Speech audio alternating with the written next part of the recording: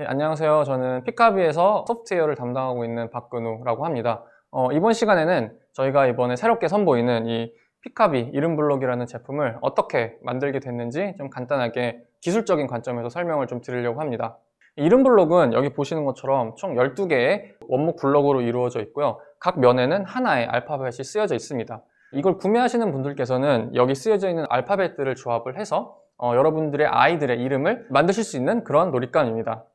그런데 피카비 이름 블록을 구매를 하셔서 보시면은 조금 이상하다라는 것을 느끼실 수 있어요. 왜 알파벳이 A, B, C, D 순서대로 쓰여 있지 않지? 그 다음에 어떤 알파벳들은 아마 없을 거예요. 뭐 Q 이런 알파벳들은 없거든요. 그래서 이런 알파벳들은 왜 없는지 궁금하실 수가 있는데 이런 것들을 이제 이번 시간에 좀 설명을 드리도록 하겠습니다. 네, 그래서 이름 블록을 가지고 어떻게 아이의 이름을 맞춘다는 건가 저희가 좀 말로만 설명을 드리면 좀 어려울 수 있을 것 같아서 직접 한번 보여드리도록 하겠습니다. 저희 대표님 이름인 청아라는 이름을 한번 맞춰볼게요.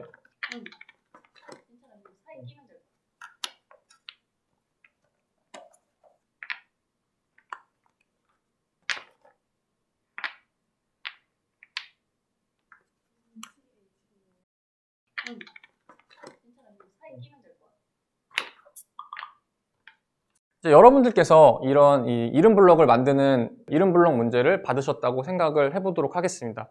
그럼 가장 처음에 쉽게 생각할 수 있는 방법은 다음과 같이 6개의 면에 모든 알파벳들을 하나씩 이제 부여를 하는 것입니다. 알파벳은 총 26개가 있고 그 다음에 블록의 하나의 면에는 6면이 있기 때문에 총 6개의 알파벳을 표현을 할 수가 있고요. 하나의 블록에. 그러면은 이제 모든 알파벳을 표현을 하기 위해서는 총 5개의 블록이 필요하게 됩니다.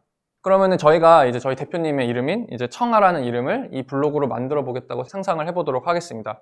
그러면은 이 자리에는 이제 어떤 알파벳이 들어올지 모르니 26개의 알파벳이 모두가 준비가 되어야겠죠? 그러면은 이 알파벳을 만들기 위해서 저희는 총 5개의 블록이 준비가 되어 있어야 하고 청아라는 이름에는 총 8글자가 있기 때문에 5 곱하기 8, 즉 40개의 블록이 필요하다는 것을 알 수가 있습니다.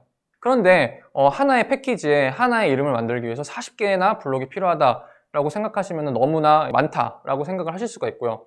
저희는 좀 현실성을 고려를 해서 작고 예쁜 그런 제품을 만들고자 했고 이 블록의 개수를 최소화하고자 하는 그런 작업을 진행을 하게 되었습니다. 이제 여기서 말씀드린 지금 이제 그런 조건들을 좀 정리를 해서 좀 문제를 명확하게 설명을 드릴 텐데요. 이제 저희가 고려해야 되는 이제 2가지 조건이 있습니다. 이제 첫 번째 제약 조건이라는 게 있는데요. 이거는 저희가 이 문제를 풀기 위해서 절대 위반해서는 안 되는 조건들입니다. 예를 들면은 아이들의 이름을 만들 수 있어야 된다. 이런 조건들이 있겠죠. 그 다음에 최적화 조건은 문제를 풀면서 최대한 잘 만족하면 만족수록 좋은 조건들입니다. 예를 들면은 뭐 블록의 개수가 적을수록 좋다. 이런 조건들이 될 것입니다. 이제 저희의 제약 조건에 대해서 설명을 드리도록 하겠습니다. 제약 조건에는 보시는 것처럼 2가지가 있는데요. 첫 번째는 이제 블록의 각 면에는 하나의 알파벳이 쓰여야 한다라는 것이 있습니다. 이건 너무나 이제 당연한 조건이고요. 두 번째로는 이제 블록들을 조합을 해서 어떤 아이의 이름이더라도 만들 수 있어야 한다라는 조건이 있습니다. 다음으로는 최적화 조건에 대해서 설명을 드리도록 하겠습니다. 최적화 조건은 한 패키지의 블록을 최소화해야 한다라는 조건이 첫 번째로 있습니다. 이것은 아까 말씀드린 것처럼 한 패키지에 40개, 50개씩 들어있으면 너무나 부담스러운 제품이 되기 때문에 그런 거고요. 두 번째로는 이제 블록의 종류를 최소화해야 한다라는 조건이 있었습니다. 이거는 저희의 생산의 효율성을 위해서 추가된 조건입니다. 이렇게 여러 가지 조건들을 만족시키는 문제를 푸는 것을 컴퓨터 과학 분야에서는 Constraint Optimization, 한국말로는 이제 제약된 최적화 문제라고 이제 이야기를 합니다. 제약된 최적화라는 말이 되게 생소하실 수 있는데요. 사실 여러분들께서 일상생활에서 항상 풀고 계신 문제입니다. 이제 대표적인 예시를 하나 가져왔는데요. 스케줄링 문제입니다. 친구 3명에서 약속을 잡는 상황을 한번 생각을 해볼게요. 누구는 뭐 일요일은 안 되고 누구는 토요일은 안 되고 이런 여러 가지 각자의 스케줄들이 있겠죠. 이러한 각자의 스케줄이라는 제약사항을 고려해서 이렇게 우리는 수요일과 토요일에 만나면 되는구나 라고 하는 가능한 솔루션을 찾아내는 것이 Constraint Optimization 문제를 푸는 거다라고 보실 수 있습니다. 이렇게 3명의 친구가 있을 때는 쉽게 우리가 문제를 풀 수 있겠죠, 머릿속으로. 그렇지만 만약에 이 친구들이 1000명이다, 2000명이다 하면은 한 사람이 풀기에는 너무나 어려운 문제가 될 것입니다. 컴퓨터는 이렇게 많은 수의 어떤 데이터가 있을 때 사람이 감당하기 어려운 문제들을 쉽고 빠르게 처리할 수가 있습니다. 이렇게 컴퓨터가 제약된 최적화 문제를 풀어내는 것을 이제 Constraint Programming이라고 하고요. 근데 이제 이번 시간에는 이 컨스트레인트 프로그래밍을 어떻게 푸는지에 대해서는 설명을 드리지는 않을 계획입니다. 왜냐면은 이거는 이제 대학교 전공 수준의 지식이 필요하기 때문에 설명을 드리진 않겠지만, 이걸 풀 수 있는 툴이 있다는 것을 소개를 해드리고, 저희가 이 툴을 사용해서 어떻게 풀었는지를 좀 설명을 드리도록 하겠습니다. 이제 구글에서 만든 이제 ORTools라는 이런 라이브러리가 있는데요. 이 툴을 이용을 하게 되면은 그런 다양한 형태의 컨스트레인트 프로그래밍을 할 수 있게 됩니다. 그래서 우리는 이제 문제도 있고, 그럼 풀 수 있는 툴도 있는데, 그러면은 문제가 다 해결이 된 게 아니냐, 사람이 할 게 더 이상 없지 않느냐, 컴퓨터가 다 해주는 거 아니냐라고 생각을 하실 수가 있습니다. 하지만 사람이 해야 되는 일이 하나 남아 있습니다. 바로 우리가 위에서 정의한 문제를 컴퓨터가 이해하도록 번역하는 일이 필요합니다. 컴퓨터는 이렇게 사람이 사용을 하는 이런 자연언어를 통해서 이야기를 할 수가 없습니다. 예를 들어서 하나의 블록에는 각 면에 하나의 알파벳만 들어가야 돼 라고 이야기를 하면은 당연히 컴퓨터는 무슨 말인지 알아듣지 못하겠죠. 이러한 의미를 엄밀하게 표현을 해서 컴퓨터에게 입력을 해주는 과정이 필요합니다. 그래서 저희가 어떻게 이런 것들을 했는지 조금 뒤에서 설명을 드리도록 하겠습니다. 어떤 문제를 이제 수학적으로 엄밀하게 정의를 하기 위해서는 변수가 필요합니다. 변수는 뭐 추상적인 개념을 지칭하는 거라 생각을 하시면 되는데요. 이제 저희가 정의한 변수들에 대해서 좀 설명을 드리도록 하겠습니다.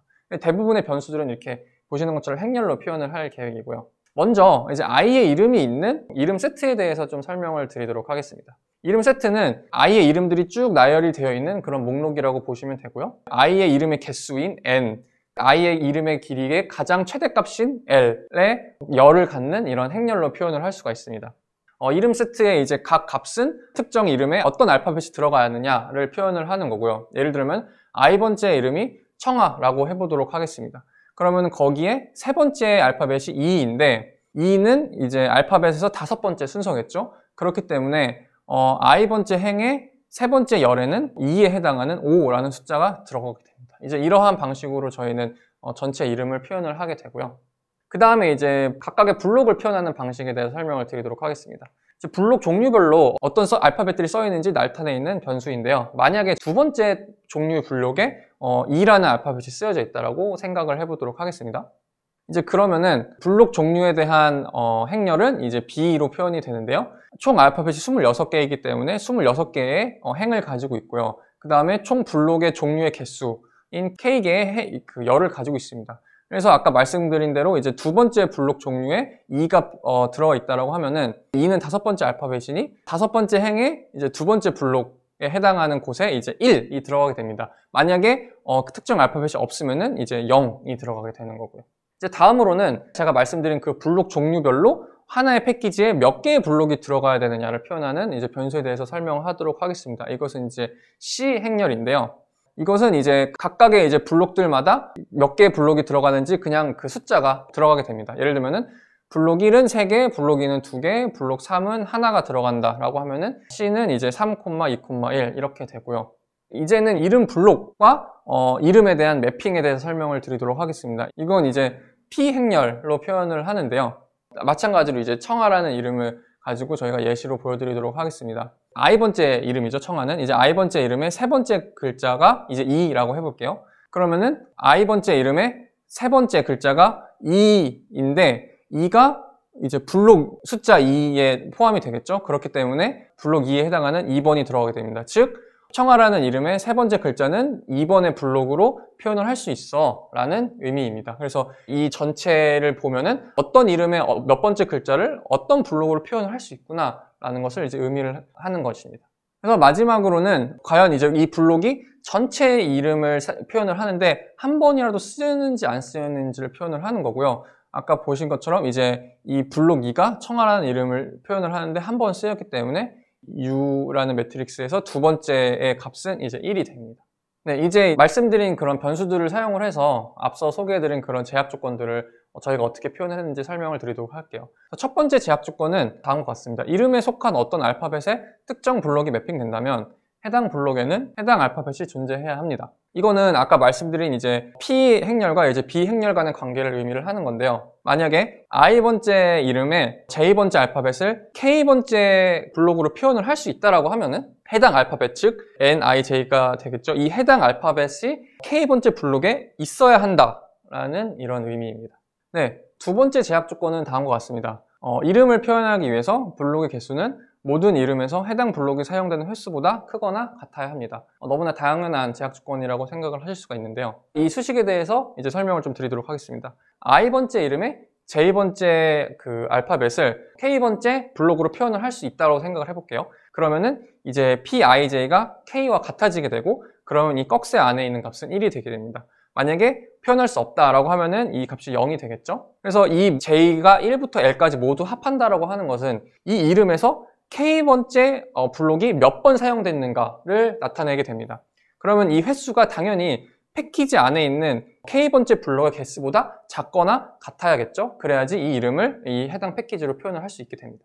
그 다음에 세 번째 제약 조건은 하나의 블록은 6개의 알파벳을 가져야 된다입니다. 이것도 역시 너무나 당연한 거고요. 이것은 블록의 디자인을 표현을 하는 B라는 행렬과 관련이 있는데요. 각 블록에 대해서 이제 모든 알파벳에 대해서 이제 더했을 때 6이 나와야 됩니다. 이게 이제 존재하면 1이고 존재하지 않으면 0이기 때문에 1인 것이 하나의 블록에 대해서 6개만 있어야 된다라는 의미이죠.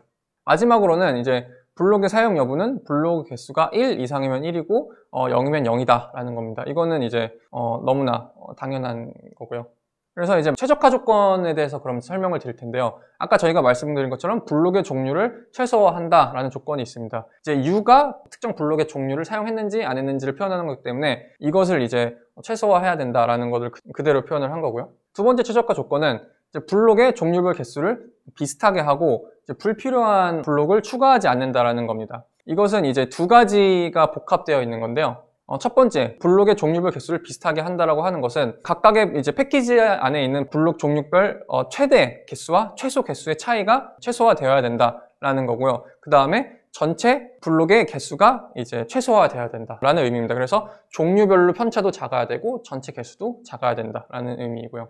그래서 이렇게 저희가 만든 이런 여러 가지 조건들, 그 제약 조건과 최적화 조건들을 OR 툴즈를 사용을 해서 이제 코드를 구현을 하고 이거를 이제 컴퓨터한테 풀도록 이제 시키면은 이제 컴퓨터가 멋진 해답을 내게 되고요. 그러면은 우리에게 이제 이름 블록에 필요한 블록의 개수, 그다음에 각각의 블록에 어떠한 이름들이 들어가야 되는지, 그다음에 이 이름들을 가지고 아이의 이름은 어떻게 맡을 수 있는지란 이 모든 해가 나오게 됩니다. 이제 그러면 저희가 한 가지 말씀 안 드린 부분이 있어요. 어떠한 아이들의 이름을 맞출 수 있는가, 아이의 이름 세트에 대한 변수에 대한 이제 설명을 드리지 않았는데요. 그거에 대해서 마지막으로 설명을 드리고 마치도록 하겠습니다. 사실 우리나라에 있는 모든 아이들의 이름을 다 고려하기는 현실적으로 어렵습니다. 그래서 저희가 이번 이 이름 블록 제품 만들 때는 최대한 많은 아이들의 이름을 고려를 하고자 노력을 했고, 저희가 인터넷에서 이제 우리나라에 2021년부터 2023년까지 태어난 아이들의 이름을 이제 수집을 했고요. 총 2078개의 이름을 수집을 했습니다. 이제 이 아이들의 어떤 인구수 분포를 고려를 해봤을 때 이때 당시 태어난 아이들의 78.4%에 해당하는 아이들의 이름을 수집을 했고요. 지금 말씀드린 그런 풀이 방법을 통해서 이 아이들의 이름은 저희의 이름 블록으로 맞출 수 있다는 것이 100% 검증이 되었습니다.